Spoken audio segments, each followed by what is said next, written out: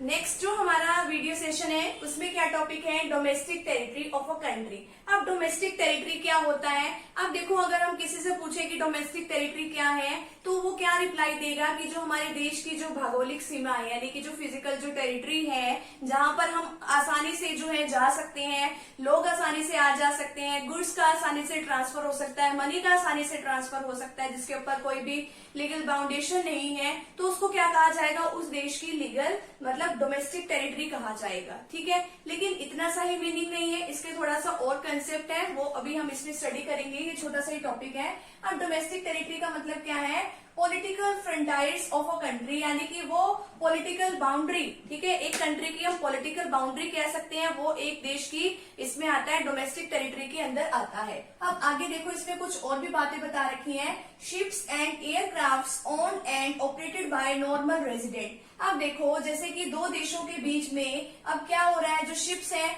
जो जहाज है वो आ जा रहे हैं, समुद्री जहाज, और जो एयरक्राफ्ट हैं जैसे एयरप्लेन वगैरह है, एरोप्लेन वगैरह है, अब वो हमारे ही देश के लोगों के हैं। ओन्ड का मतलब है उसके ऊपर अधिकार भी हमारे ही देश के लोगों का है। मान लो सपोज करो, अभी हम इंडिया की डोमेस्टिक टेरिटरी के बारे में बात कर रहे हैं, तो अब क्या है, शिप्स भी हमारे देश के लोगों के हैं और ऑपरेट भी किसके थ्रू किए जा रहे हैं, नॉर्मल रेजिडेंट के द्वारा, जो है जो हमारे ही देश में जो लोग रह रहे हैं उसी के द्वारा जो है इसको ऑपरेट भी किया जा रहा है और है भी हमारे देश के।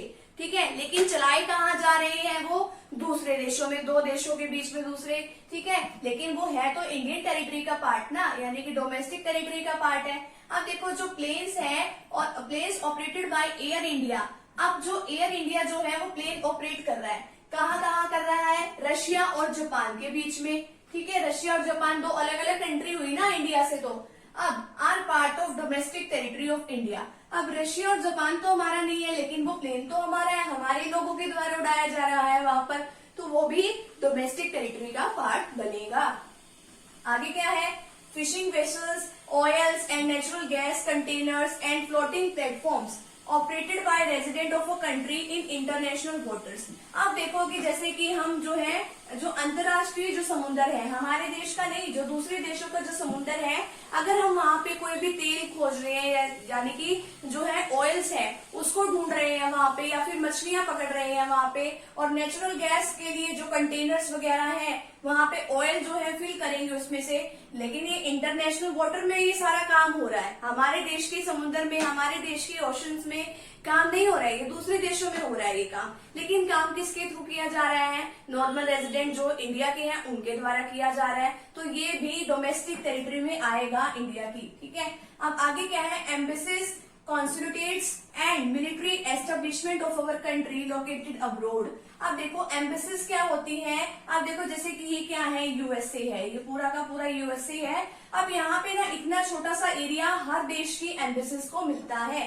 ठीक है, हर देश की एम्बेसी जो है वो दूसरे देशों में होती है। क्यों होती है, क्योंकि जो हमारे देश के लोग होते हैं वो दूसरे देशों में जाते हैं, अगर वो किसी भी प्रॉब्लम में फंस जाते हैं तो ये किसकी हेल्प लेते हैं, अपने देश की एम्बेसीज की।